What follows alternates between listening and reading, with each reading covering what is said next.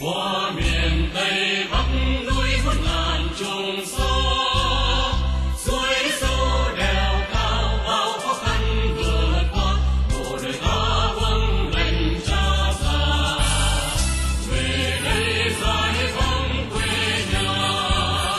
Đất nước miền Tây Bắc đau thương từ bao lâu, dưới ếch ngoài dần tàn tạ, quân với dân một lòng không theo biển xuôi ngược, cùng đồng tâm chiêu diệt hết quân thù. Đây miền Tây Bắc ta phát hồn dòng tan, nương lúa xanh về ta vui sống trong tự do, miền rừng núi hướng về cha già. Từ đây đời sống tràn hòa, chiến thắng miền Tây Bắc hân hoan một niềm vui, con đất ngài dần tan ngang. Tay nắm tay vui mừng ta xây lại quê mình, miền Tây tươi đẹp hạnh vang vang.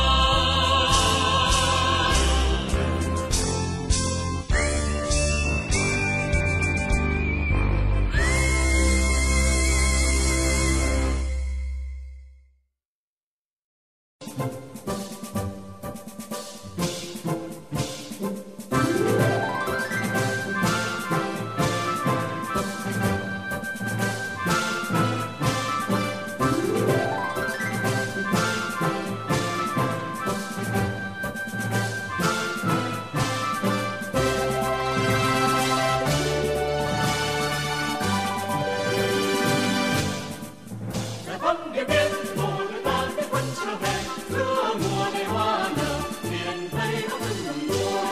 Đàn đờn xưa thương lúa để dòng Việt Nam em tay giữa đồng nắm tay xẻ hoa. Dòng sông chiến thắng ta tiến về, nào rừng mong tiền tiến, bây giờ có mình vượt qua. Sông Đại Bác vẫn là vị cha, từng đàn hương bướm chắc chắn là vị cha. Biết bao sương vui cùng người lên Tây Bắc, bao nào nước mong đã trở về. Giờ chiến thắng ta đã về, vui mừng đón chúng ta đến về. Núi sông bừng lên, đất nước ta sáng ngời, cánh đồng Điện Biên, tiếng sấm từng ngừng nhẹ nhàng.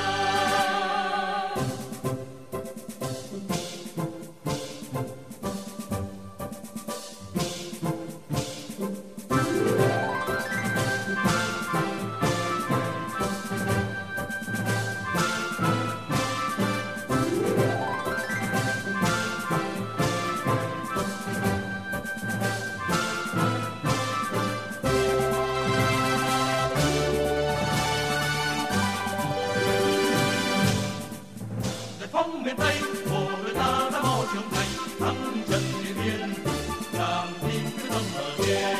đổ mồ hôi qua núi Bắc cầu vượt rừng qua suối đất đường có lời về đây. Phương trận đánh chắc ta tiến lên, lực lượng như bao táp, quân cùng mấy cũng phải tham. Có lượng tiếng súng vì mừng công, hòa lòng ta dâng bác bấy lâu chờ mong.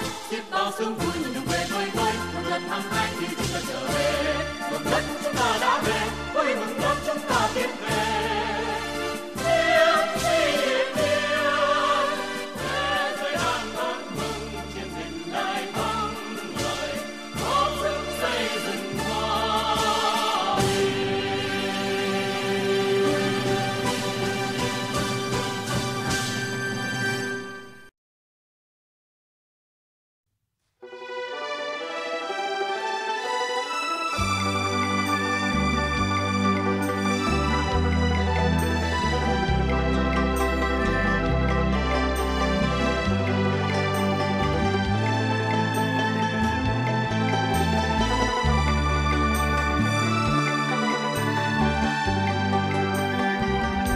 Rừng cây xanh lá muôn đóa hoa mai mừng đón xuân về.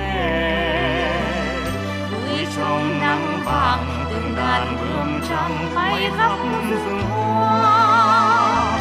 Ngập ngừng bên suối nước reo quanh mình như muôn tiếng đàn.